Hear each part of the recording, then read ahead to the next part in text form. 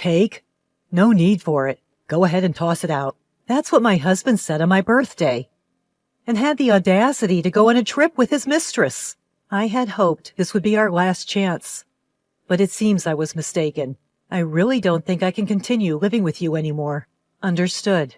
In that case, I'll do as you said. Throw out the cake. And I'll throw out something else that's important to you as well. And then, prepare yourself. Because I'm going to throw out the thing that is most unnecessary to me. My name is Sarah. I'm a 28-year-old office worker.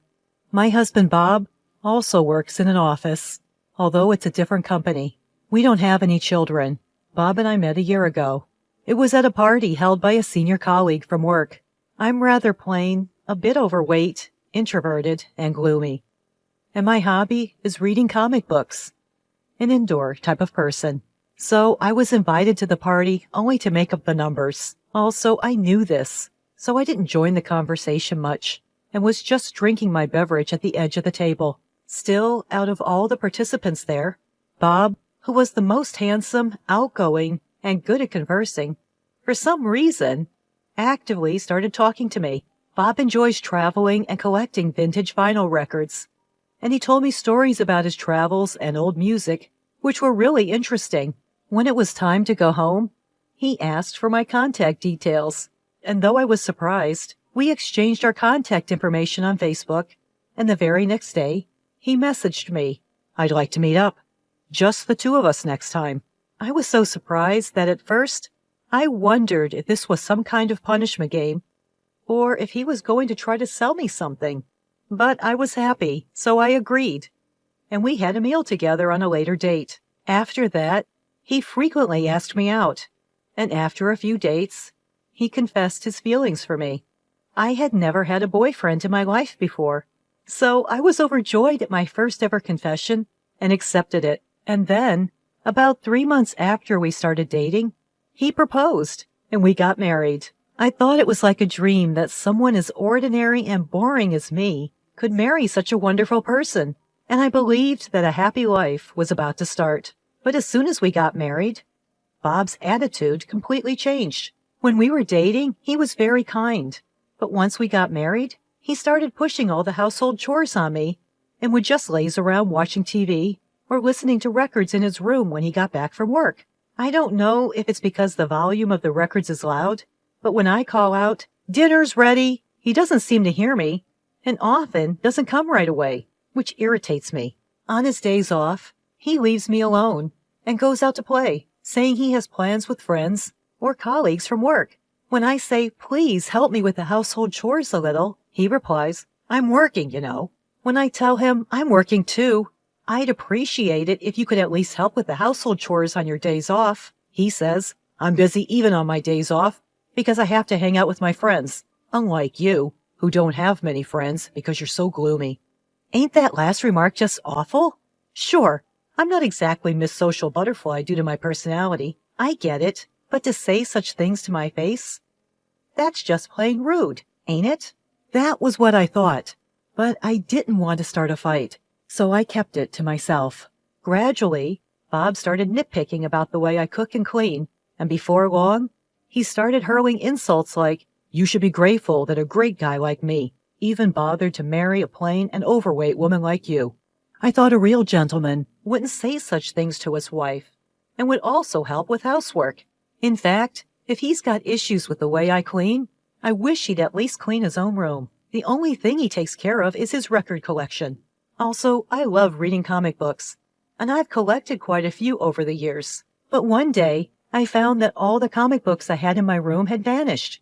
I asked Bob, suspecting the worst, and he said, "Oh, those?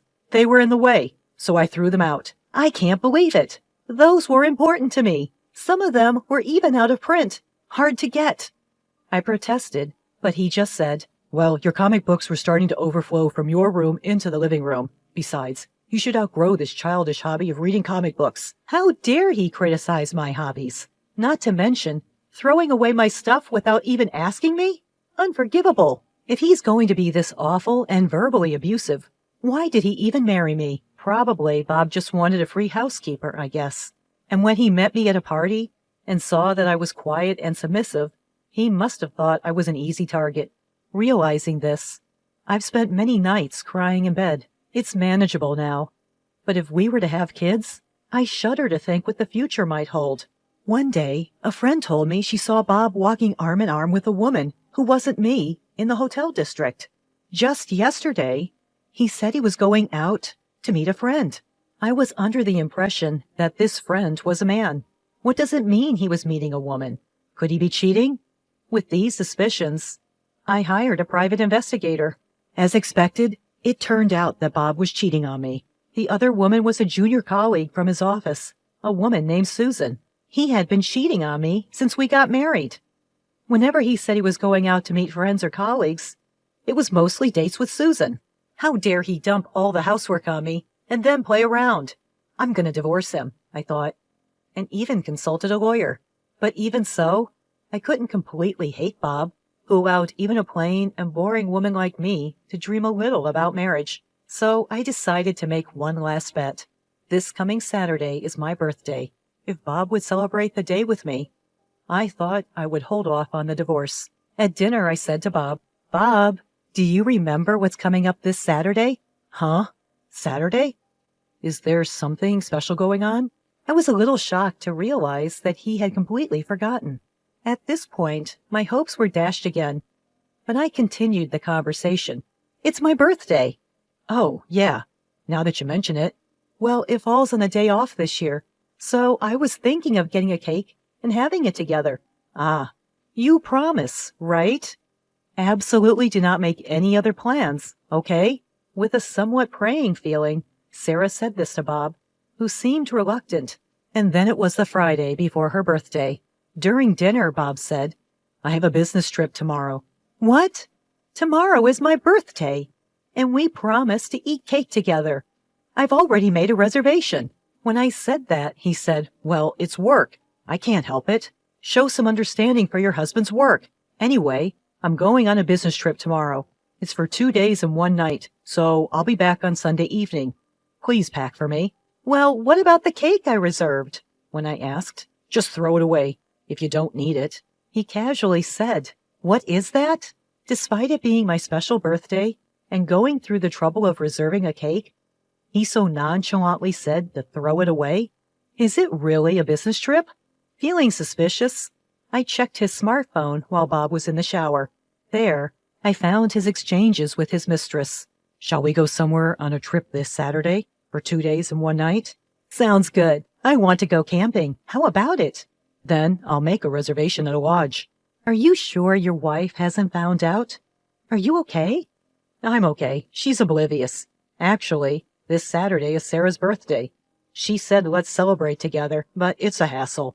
I don't want her to start demanding gifts and stuff, so I thought I'd go on a trip with you." "Wow, that's terrible. Your wife must be so sad." I almost cried from the shock, but somehow managed to hold back and took a screenshot of their conversation on my smartphone. I didn't particularly want gifts or anything. If you had simply agreed to eat cake with me, I would have still had a glimmer of belief that you might care about me a bit. Seeing the messages between you and your mistress shattered that last bit of hope. Enough. I'm done with it. Then, on my birthday, Bob so audaciously demanding at the front door, "Well, I'm heading out. While I'm on a business trip, clean my room for me." "Okay. By the way, I'm going to pick up the cake we reserved today. You still want me to throw away your share of the cake, right?" "You're nagging. I said it's fine." "Understood. I'll clean your room, and I'll throw away anything that I think you don't need anymore. That's okay with you, right?" "Yeah, it's fine. I'm heading out now." With that, Bob left for what he claimed to be a business trip, but was in reality a trip with his mistress. Remember when I asked, "Is it okay if I throw away anything I think you don't need?" And you said, "Yeah, it's fine"? I recorded our conversation on a voice recorder, so there's no taking it back now. Well, once inside Bob's room, I vacuumed and wiped the windows. Next, I disposed of the unwanted items, old clothes, piles of stationery, and the record collection that Bob had been amassing. It took quite a bit of money and effort to collect those records, I recall. I packed up all these items and put them in the storeroom. Then I placed the filled-out divorce papers on the living room table and left the house. Now, it's my birthday after all. I'm going to enjoy it just as I like. First, I went to pick up the reserved cake. After that, I booked a room in a luxury hotel I had always wanted to visit and ate the cake in my hotel room. Bob said, "Throw it away." But I couldn't bring myself to waste food, so I ate both portions. It was delicious, but I might gain weight again, so I really need to start dieting. I then went shopping in the nearby stores and took a stroll by the sea close by. I had spent my days off doing housework until now, so this kind of leisure day was a first in a long time. Just as I was thinking about this, I received a call from Bob on Sunday night. Honestly, I didn't want to answer, but I had no choice. "Hello? Hey, where the heck are you? I got back from my business trip and you're not home, and there's no dinner ready." How annoying. He's ruining the relaxing ambiance of my luxury hotel stay. Well, I'm staying in a hotel for a bit, for reasons. There's a lovely sea nearby. Would you like me to send you a picture? What are you talking about? I don't care about that. Why are you in a hotel? Where's my dinner? Also, I found divorce papers. What's going on? What's going on? Well, if there are divorce papers, you should know what to do, right? Are you planning to make a paper airplane with it? You can't be that stupid. Just sign your name on it and take it to the city hall. So you want a divorce? That's right. Honestly, I'm sick and tired of it. Bob just leaves me alone to play on his day off, and he never helps me with the household chores. From the very beginning, the first thing he does when he calls me is get mad because I haven't prepared dinner. I thought it was unbelievable. What's up with that? And when I looked in the room, my collection of records was gone. What happened? Oh, I threw away the records. As I say that, Bob's voice raises even higher. You threw them away? Are you kidding me? Why? You knew I cherished those. But Bob, you told me before your business trip that I could throw away anything I deemed unnecessary. You said it was okay, so I did. I even have our conversation recorded. Want to listen? And besides, you also threw away my beloved comics, didn't you? Anyway, don't just drop divorce papers on me and leave. I get it. Then let's meet and talk for once. And so a few days later, honestly, I didn't want to see Bob anymore. But I had no choice but to have a discussion at the lawyer's office. Bob, whom I hadn't seen in several days, was in shabby clothes and had unkempt hair. I was the one who used to iron his clothes. I think the conditioner was about to run out. Maybe that's why his hair was so messy. But he should be able to buy conditioner by himself, I think. Seeing Bob in such a sloppy state, I wonder why I ever liked such a person. I'm glad. I had worried about how I would feel if I no longer wanted to divorce after seeing Bob again. But it seems that was needless worry. And then the discussion began. I'll say this first. I haven't changed my mind about wanting to divorce. This is the amount I want as alimony. Seeing the amount I suggested, Bob screamed, $30 million? Sarah, that's way too much. Just because I didn't help with the housework? Just because he didn't help with the housework? What is this man talking about? That's not all. You've also constantly insulted me, calling me fat and plain. And worst of all, this. Saying that, I pulled out evidence of infidelity that I had researched at the detective agency. I also show him the screenshot of our smartphone conversation at that time. You've been cheating since we got married, even on my birthday, lying about a business trip to go on a vacation with your mistress. Considering all this, $30 million is still not enough. So, Sarah, did you know about the affair? Looking at the photos, Bob turns pale. Yes. Did you think I didn't notice because I'm dense? Don't make fun of me. And you threw away my beloved comics, remember? But that's because you threw away my records. Oh, the records? I lied about throwing them away. Surprised Bob, I explain.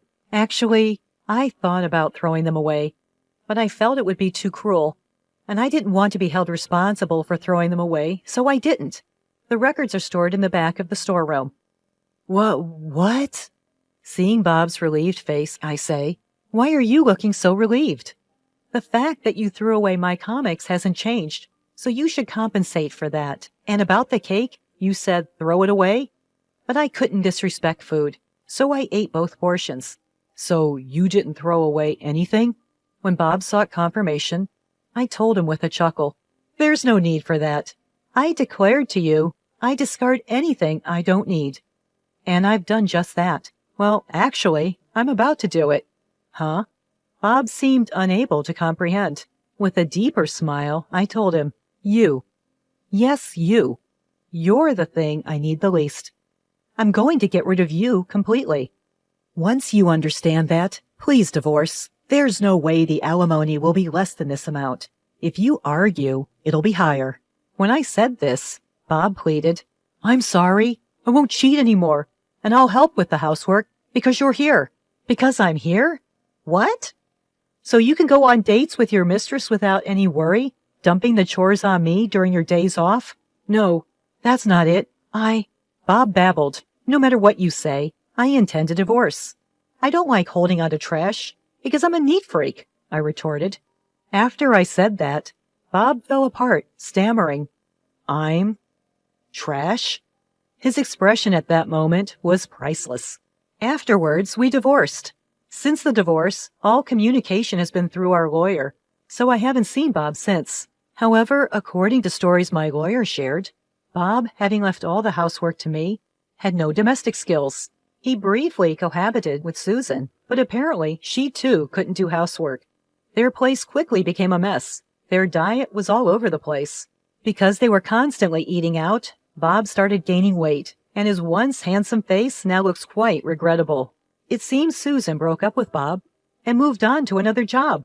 Furthermore, it became gossip at work that Bob and Susan were having an affair, causing him discomfort. But he can't quit because the alimony I requested is substantial. I've switched jobs and moved, and now I'm enjoying living alone. I'm not run ragged by housework like before. No one gives me a hard time, and I'm happy.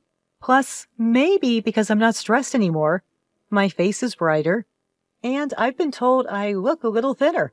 If I continue to lose weight, even though I don't plan to see him again, I might make Bob regret even more.